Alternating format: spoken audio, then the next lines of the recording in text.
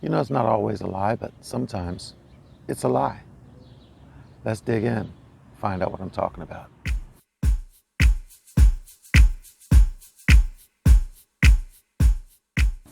The customer is always right. This is a phrase that became popular, originated in the realm between the years of 1850 and 1910. In any case, it's 100 years old.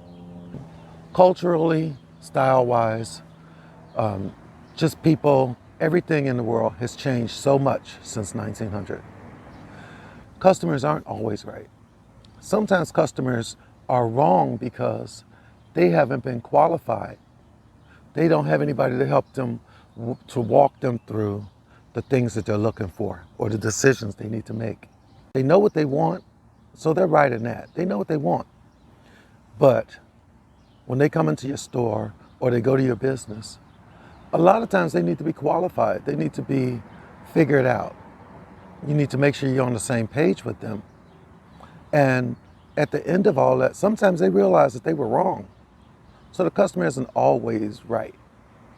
But then on the other hand, neither is the salesman. I'll get back to you. Free. Get this free when you buy this. Get this free when you do this. Get this free if you sign up for this. Get this free, and it's so wonderful, yeah, but it's such a small part that you need the other parts to appreciate it. So get this free, but it really won't do you any good unless you buy these things. Be really wary of free offers. I can sell to anybody. Why would you honestly, why would you want to sell to just anybody? And that's, to me, when you say I sell to everybody and I sell to anybody, what that tells me is that you have bad marketing. If you're selling false eyelashes, you're not going to sell me false eyelashes because that's not my thing. You know, I happen to think my eyes are very nice. You want to be able to sell to your market, to your niche, to your customer base. Okay, think about that. The gentleman told me, price your items low so that you get more customers. Y'all ever heard that? Here's the problem when you're starting a business and you're selling things and you're pricing them low just to get customers. There's a number of things that can happen. If your products are the cheapest in the entire market and just doesn't make any sense as why they're so cheap, a lot of people will assume that your product is cheap because it's cheap, that the products are cheap. They're not quality. Because if your products were quality, you would be wanting to get paid more for them just like everyone else.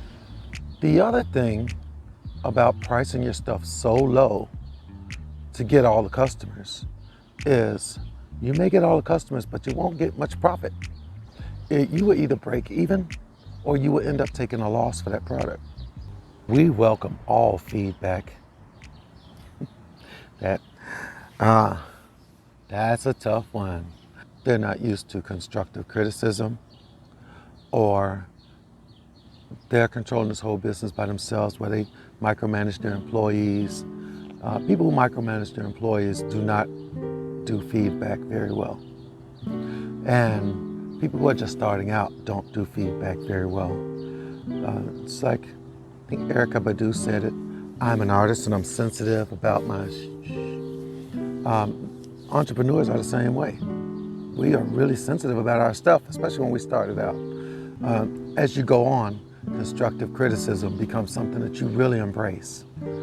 And I said this once in a video once, that you should listen to your customers. I really believe that, but I also believe that when you're listening and you're responding to things that people tell you about your business and your product, make sure that you focus more on the constructive parts of it, because you can't read and you can't accept it all. So when people say, I welcome feedback, a lot of times they're lying. They welcome constructive criticism, but maybe not feedback so much. We are sorry to see Bob go. When is that a lie? When they're not sorry to see Bob go. When Bob was a Hellraiser employee and made everybody's life miserable, and Bob finally got the axe. No, they're not sad to see Bob go. When this is a lie also, when Bob was an awesome employee and he leaves, and even though they don't want him to go, the reason why they're not sorry is because now they have to go find another Bob. They have to go find another one. Bob was the bomb. Okay? You're not sorry to see Bob go. You're sorry to see Bob's skills go. And you're sorry that you have to find another Bob. That's what that's about. Now, sometimes you have a Bob in the office and they really are sorry to see Bob go because Bob was a really nice guy. And Bob worked really hard. Everybody liked him, you know. But a lot of times when they say, we're sorry to see Bob go, no, nobody's selling what we sell or nobody's doing what we do. There isn't anything out there that's so new that nobody else has it.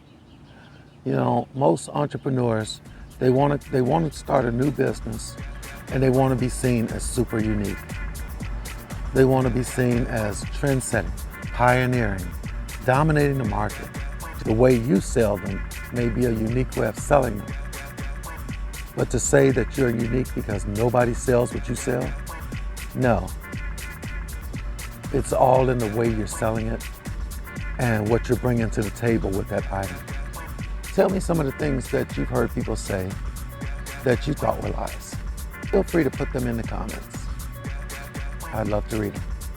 If you enjoyed the show, make sure you subscribe and hit that bell so you'll receive notifications when we post new videos, which usually is every Monday. Have a great one.